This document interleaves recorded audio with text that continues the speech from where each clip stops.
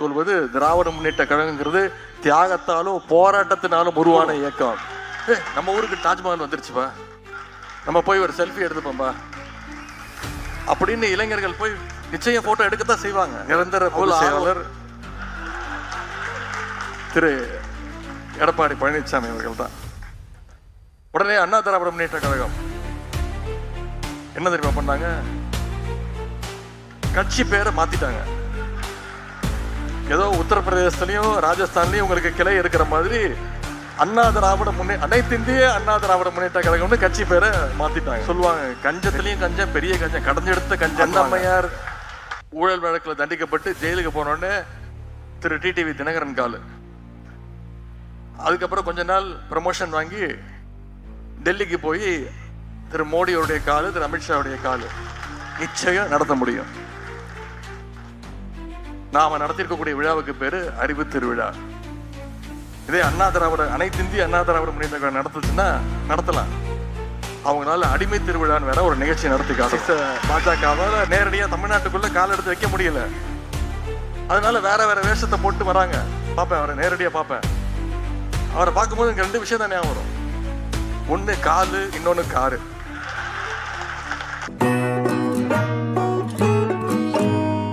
Subscribe பண்ணி bell பட்டனை press பண்ணுங்க. உங்க நண்பர்களுக்கு ஷேர் பண்ணுங்க. நம்முடைய வீடியோ உடனுக்குடன் வர ஆல் பட்டனை பிரஸ் பண்ணுங்க. இன்னைக்கு அரசியல சில பேர் பேஸ்மெண்டே இல்லாம உள்ள வர முயற்சிக்கிறாங்க. எக்ஸிபிஷன் போவோம், பார்த்திருப்பீங்க. கண்காட்சி வருஷத்துக்கு ஒரு முறை நடக்கும். அங்க போய் பார்த்தீங்கன்னா திடீர்னு ஒரு தாஜ்மஹால் மாதிரியே ஒரு செட்டு போட்டிருப்பாங்க. ஐஃபில் டவர் மாதிரி ஒரு செட்டு போட்டிருப்பாங்க. உடனே பெரிய கூட்டம் கூடும். நம்ம ஊருக்கு தாஜ்மஹால் வந்துருச்சுப்பா, நம்ம போய் ஒரு செல்ஃபி எடுத்துப்போம்பா அப்படின்னு இளைஞர்கள் போய் நிச்சயம் போட்டோ எடுக்கத்தான் செய்வாங்க. அவ்வளோ ஆர்வம். தாஜ்மஹாலை போட்டோவில் பார்த்துருக்கோம். நம்ம ஊருக்கே வந்துருச்சுப்பா தாஜ்மஹால். ஐஃபில் டவருக்கு பார்க்க, உண்மையான ஐஃபில் டவர் பார்க்கணும்னா பாரிஸுக்கு போனோம். நம்ம ஊருக்கே வந்துருச்சுப்பா ஐஃபில் டவர். இது தெரியாம பெரிய கூட்டம் கூடத்தான் செய்யும். அதெல்லாம் வெறும் அட்டை.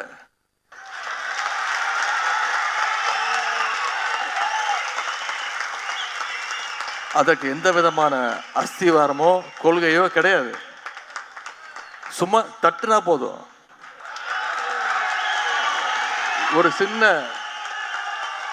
ஒரு சின்ன காத்தடிச்சா போதும்.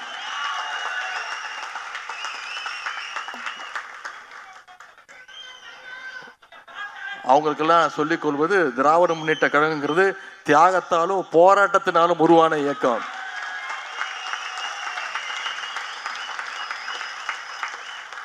எமர்ஜென்சியை பார்த்த கழகம் திராவிட முன்னேற்ற கழகம். எமர்ஜென்சியை பார்த்த தலைவர் எங்களுடைய கழக தலைவர் அவர்கள், முதலமைச்சர் அவர்கள்.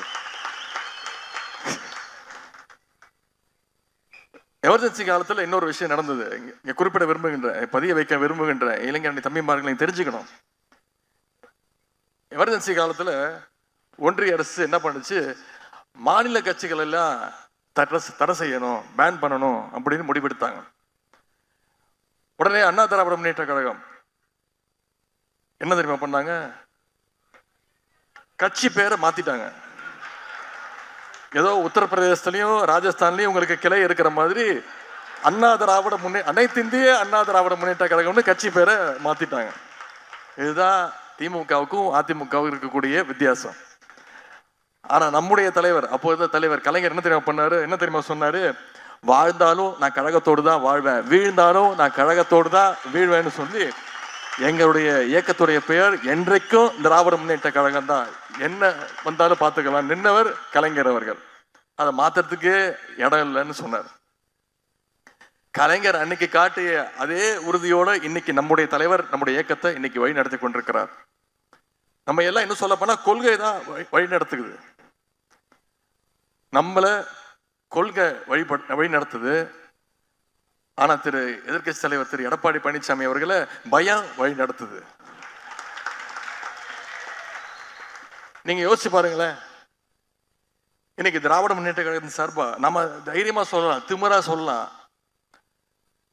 1120 பக்கங்கள் கொண்ட புத்தகம், புத்தக கண்காட்சி, 55 கடைகள் இருக்கக்கூடிய புத்தக கண்காட்சி, 10 அமர்வுகள், 44 சிறப்பு பேச்சாளர்கள், 2 நாள் அறிவு திருவிழாவை நடத்தி காட்டியிருக்கிறோம். வேற எந்த இயக்கமாவது, குறிப்பா அண்ணா திராவிட முன்னேற்ற கழகத்தால் இப்படி ஒரு விழாவை நடத்த முடியுமா? நிச்சயம் நடத்த முடியும். நாம நடத்திருக்கக்கூடிய விழாவுக்கு பேரு அறிவு திருவிழா. இதே அண்ணா திராவிட, அனைத்து இந்திய அண்ணா திராவிட முன்னேற்ற கழகம் நடத்துச்சுன்னா நடத்தலாம். அவங்களால அடிமை திருவிழான்னு வேற ஒரு நிகழ்ச்சி நடத்தி காட்டணும். அந்த அளவுக்கு சொல்லுவாங்க, கஞ்சத்திலையும் கஞ்சம், பெரிய கஞ்சம், கடைஞ்செடுத்த கஞ்சன்னுவாங்க. அது மாதிரி ஒரு கடைந்தெடுத்த அடிமைனா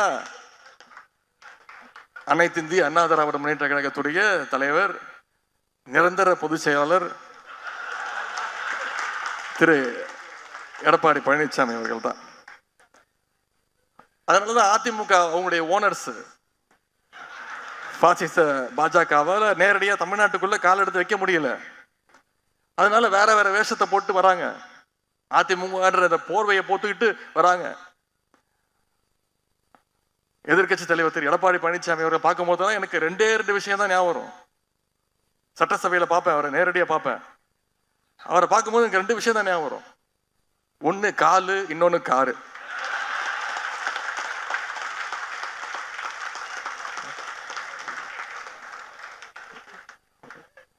ஒரு கட்சி தலைவர், நம்மளை பொறுத்த வரைக்கும் நிரந்தர தலைவர்,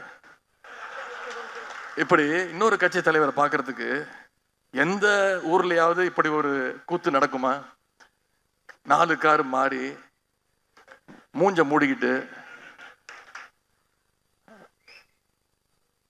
அதே மாதிரி காலு, அந்த அம்மா ஜெயலலிதா அம்மா இருந்த வரைக்கும் அந்த அம்மா காலு, அந்த அம்மா இறந்த பிறகு அந்த அம்மாவுடைய சகோதரி, உடன்பிறவா சகோதரி அம்மையார் சசிகலாவோட காலு, அந்த அம்மையார் ஊழல் வழக்கில் தண்டிக்கப்பட்டு ஜெயிலுக்கு போனோடனே திரு டிடிவி தினகரன் காலு, அதுக்கப்புறம் கொஞ்ச நாள் ப்ரமோஷன் வாங்கி டெல்லிக்கு போய் திரு மோடியோடைய காலு, திரு அமித்ஷாவுடைய காலு.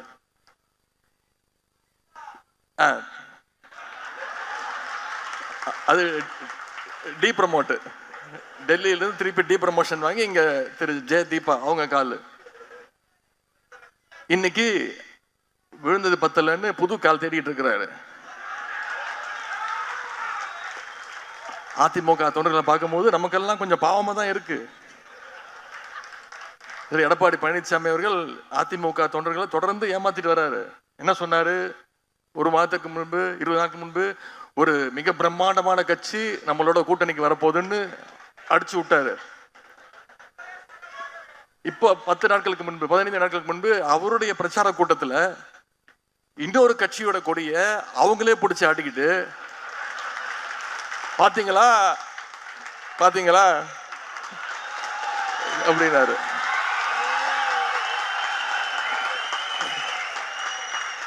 பிள்ளையார் சுழி போட்டாச்சு அப்படின்னு சொன்னாரா இல்லையா? எனக்கு அவரை பார்க்கும்போது என்ன ஞாபகம் தெரியுமா? ஃபைனல் எக்ஸாம் படிக்கிற பையன் ஃபுல்லா ஊரை சுத்திட்டு விளையாண்டுட்டு, தப்புன்னு சொல்லல, வேற எக்ஸாமுக்கு படிச்சுட்டு போனா கூட பரவாயில்ல, சுத்தமா படிக்கவே படிக்காம நைட்லாம் தூங்காம காலைல எந்திரிச்சு குளிச்சுட்டு தலைலாம் சீவிட்டு சாமி போட்டோக்கு முன்னாடி போய் எல்லா மந்திரங்கள் எல்லாத்தையும் சொல்லிட்டு குங்குமம் வச்சுட்டு விபூதி வச்சுக்கிட்டு கடைசியில ஸ்கூலுக்கு போனோடனே கொஸ்டின் பேப்பர் கொடுத்தோடனே ஒன்றும் தெரியாம மொழிப்பான். பார்த்தீங்களா? இன்னைக்கு அந்த நிலைமையில இருக்கிறார் திரு எடப்பாடி பழனிசாமி அவர்கள். எக்ஸாம் பேப்பர்ல வந்தோடனே ஆன்சர் ஷீட்ல வெறும் பிள்ளையார் சுழி மட்டும்தான் போடுவாங்க.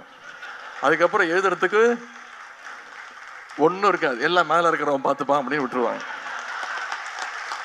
அப்படிப்பட்ட நிலையில இன்னைக்கு திரு எடப்பாடி பழனிசாமி அவர்கள் இருக்கிறார். எனவே வருகின்ற தேர்தலில் உங்களுடைய எழுச்சியும் இந்த உணர்வும் பார்க்கும்பொழுது இதே உணர்வு, இதே எழுச்சி அடுத்த 4 மாத காலம் நம்மளுக்கு இருக்கணும். அது நிச்சயம் அதை செய்வீங்கன்ற நம்பிக்கை தலைவருக்கும் இருக்கு, எனக்கும் இருக்கு. நான் உங்களோட நிக்கிறேன், களத்துல நிக்கிறேன். வருகின்ற தேர்தலில் திராவிட முன்னேற்ற கழகத்துடைய வெற்றியை யாராலையும் தடுக்க முடியாதுங்கிற நிலைமையை நீங்க உருவாக்க வேண்டும். இதையெல்லாம் எப்படியாவது தடுத்துடணும் தான் இன்னைக்கு எஸ்ஐஆர்ன்ற ஒரு திட்டத்தை ஒன்றிய அரசு கொண்டு வந்திருக்கு, தேர்தல் ஆணையம் கொண்டு வந்திருக்கு, ஸ்பெஷல் இன்டென்சிவ் ரிவிஷன். இந்த எஸ்ஐஆர் திட்டத்தின் மூலம் சமீபத்தில் பீகார் மாநிலத்தில் கிட்டத்தட்ட 65 லட்சம் வாக்காளர்கள் நீக்கி இருக்கிறாங்க. அதே மாதிரி இங்கேயும் இருக்கக்கூடிய சிறுபான்மை மக்கள் அவங்களுடைய வாக்குகளை, ஒடுக்கப்பட்ட மக்களுடைய வாக்குகளை எல்லாம் எப்படியாவது நீக்கிடணும்னு முயற்சி செஞ்சுட்டு இருக்கிறாங்க.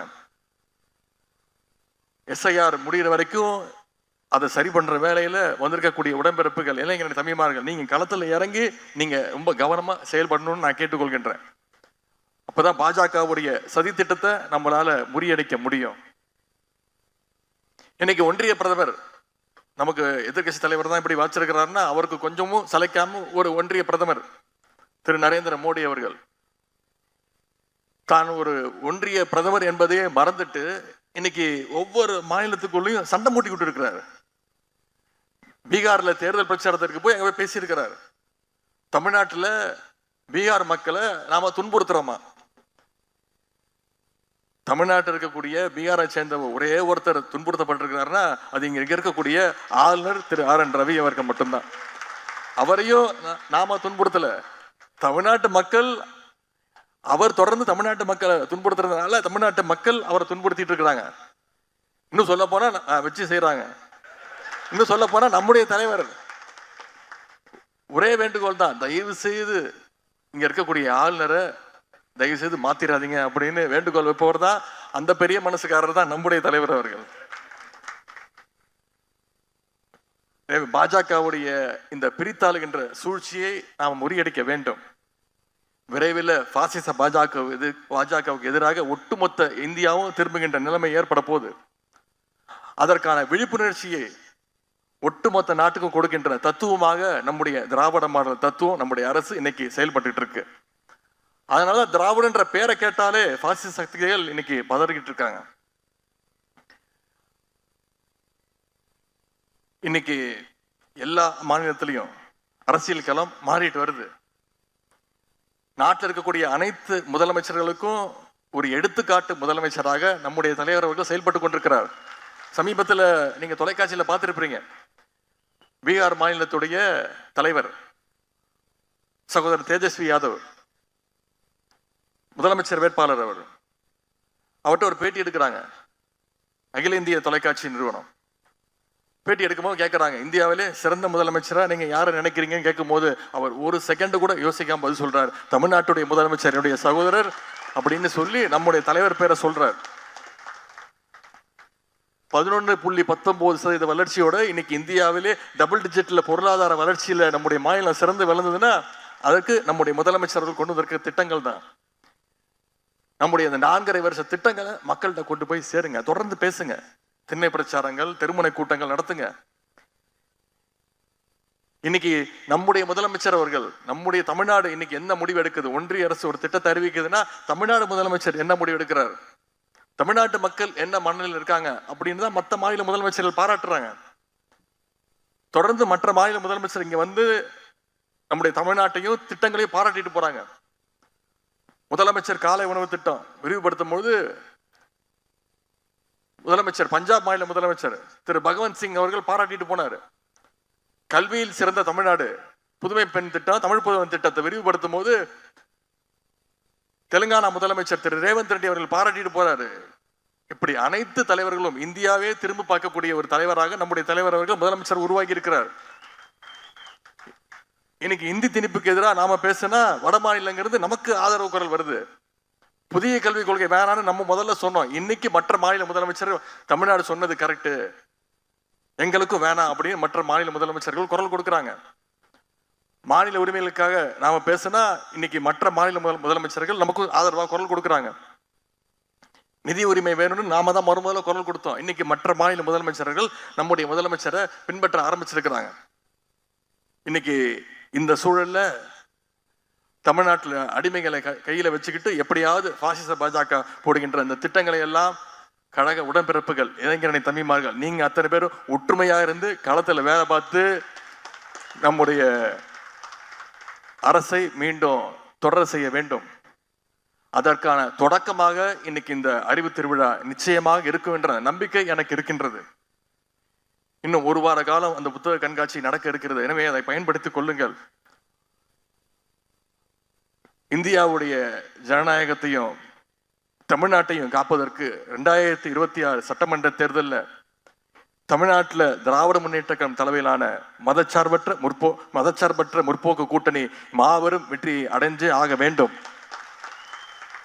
வருகின்ற 2026 சட்டமன்ற தேர்தலில் நம்முடைய கழகம் 7வது முறையாக ஆட்சியில் அமர வேண்டும். நம்முடைய தலைவர் தொடர்ந்து 2வது முறையாக முதலமைச்சர் பதவியில் பொறுப்பில் உட்கார வேண்டும்.